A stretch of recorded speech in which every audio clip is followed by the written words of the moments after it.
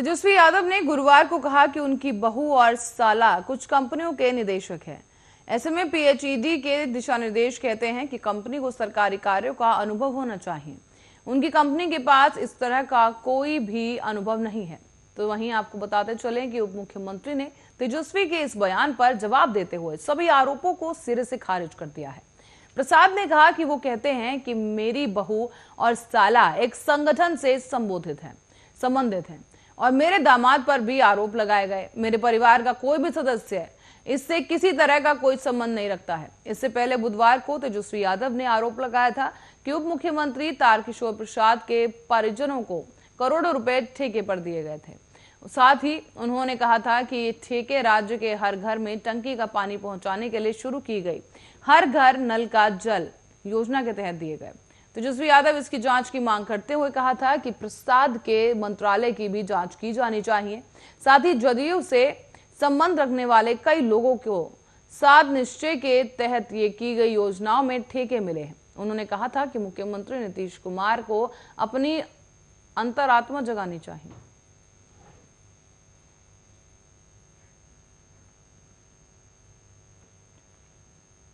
National highway 2 पर शुक्रवार की सुबह को एक पिकअप वैन ने एक ही परिवार के 3 लोगों को रौंद डाला है। इसी बीच सड़क हादसे पर घटनास्थल पर ही 3 लोगों की मौत हो गई और मरने वालों में 2 महिलाएं, एक किशोर शामिल है।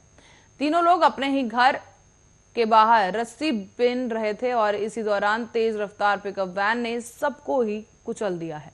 ऐसे में एक ही परिवार के 3 लोगों की मौत के बाद अब पथलकटी गांव में कोहराम मच गया। परिजनों का रो रो कर बुरा हाल है। घटना से आक्रोशित हुए स्थानीय लोगों ने सड़क जाम कर दी और सूचना पर शेरघटी थाना की पुलिस बल मौके पर पहुंची और लोगों को समझा बुझाकर जाम हटाने की कोशिश की गई। पिकअप वैन का चालक मौके से फरार हो गया। ऐसे में शेरघटी थाना अध्यक्ष दिनेश कुमार ने बताया कि शव को पोस्टमार्टम के लिए अनुग्रह नारायण मगध मेडिकल कॉलेज में अस्पताल में भेजा गया। तेज रफ्तार पिकअप वैन से रौंदने वाले चालक ने भागने के क्रम में एक युवक को भी टक्कर मार दी, जिसमें वो बुरी तरह से घायल हो गया। युवक को इलाज के लिए शेरघटी अनुमंडलीय अस्पताल में भर्ती कराया गया है और गौरतलब है कि 12 घंटे में नेशनल हाईवे 2 पर गया में सड़क हादसे में 5 लोगों की मौत हो चुकी है। बीते गुरुवार की शाम भी तेज रफ्तार कंटेनर ने बाइक को रौंद डाला था, जिसमें 2 महिलाओं की मौत हुई थी और अब शुक्रवार को सुबह ही एक परिवार के 3 लोगों को पिकअप वैन ने रौंद दिया है।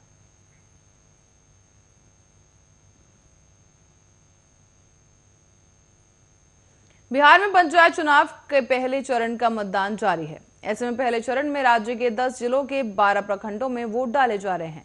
मतदान को लेकर सुरक्षा के पुख्ता इंतजाम किए गए। तो वहीं मतदान के साथ ही अब जिला प्रशासन मतगणना की तैयारी में भी जुट गया है। राज्य निर्वाचन आयोग और पंचायती राज विभाग की तैयारियों की निगरानी कर रहा है। बताया गया है कि मतगणना अनुमंडल स्तर पर होगी। हालांकि कई जिलों में जिला स्तर पर एक ही जगह मतगणना व्यवस्था की गई है। इस दौरान कोरोना प्रोटोकॉल का पालन करना जरूरी होगा। बता दें कि चुनाव संपन्न होने के एक ही दिन बाद मतगणना होगी। पहले चरण का चुनाव समाप्त होने के बाद 26 सितंबर को मतों की गिनती होगी।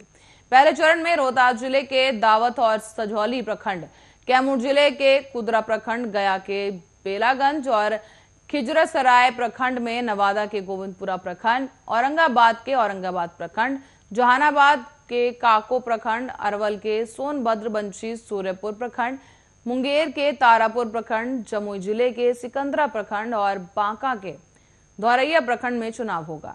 ऐसे में पंचायत चुनाव के पहले चरण में मध्यम से 6 पदों के लिए मतदान हो रहा है और इन पदों में मुखिया, वार्ड सदस्य, पंचायत समिति सदस्य, जिला परिषद सदस्य, पंच और सरपंच के पद शामिल हैं। इन सभी पदों के लिए नामांकन की प्रक्रिया भी शुरू हो गई है।